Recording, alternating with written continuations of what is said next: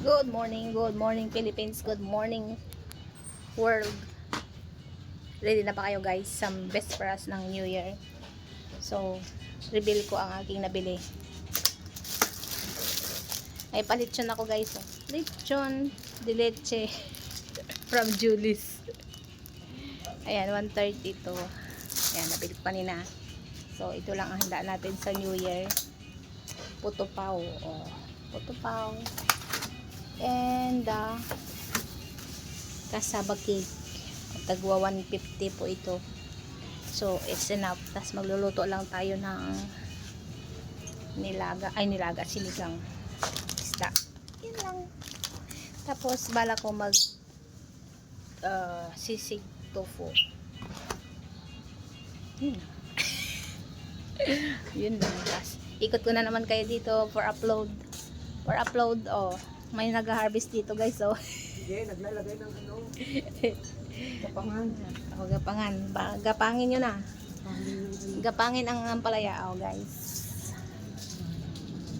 Ayan, siya may-ari niyang ampalaya, pero kami nag-harvest. Lahat. May-ari. Hanggang sa, kasi hindi naman namin tulo pa. Tinaniman lang.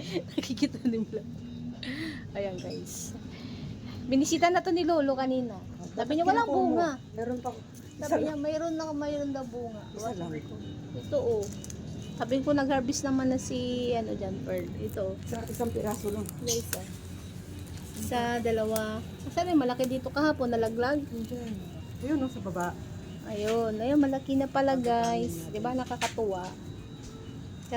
Malaki na yung bunga niya. Kita ko. Ang bango. Amoy ang palaya. Bango. Sarap to sa tinolang isda, guys. Isda. Ito. Maganda to. Maganda daw to. Bulaklak nito, violet. Ito, malunggay. O, napabuhay na buhay niya. May talong. May okra. Pag may okra siya, ang okra. Ay! Tapos, dami ko sampay pa dito.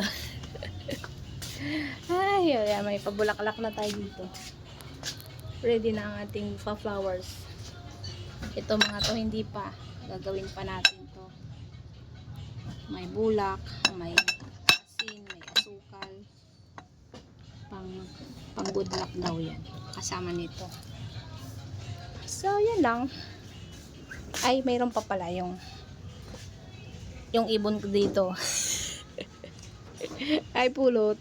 Ay, bati ka na, pulot. Happy New Year! Nakabang sa pinto. Oh.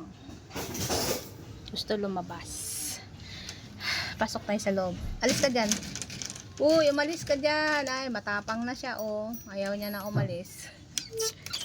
Pasok tayo sa loob bahay. At magligpit na tayo.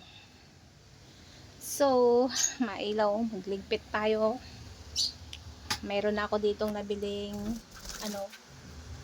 50 pesos na pinya sarap, pinalusog. Happy New Year everyone. This is our home. Makulit pa, magulo pa. Oh, nakahiga pang aking higaan. Bumangon na ako, pumunta ng palengke kasi mahirap hindi ako nabili. Sobrang daming tao. Abangan nyo yung aking vlog dyan kung gaano kadami ang tao sa palengke ngayong bisperas ng New Year. So, dito ang aking Unica patulog, hindi pala gising. Papasok pa yan mamaya ng 12. So, yun lang guys. Update lang tayo for a vlog before New Year. Happy New Year in advance! And God bless. Bye!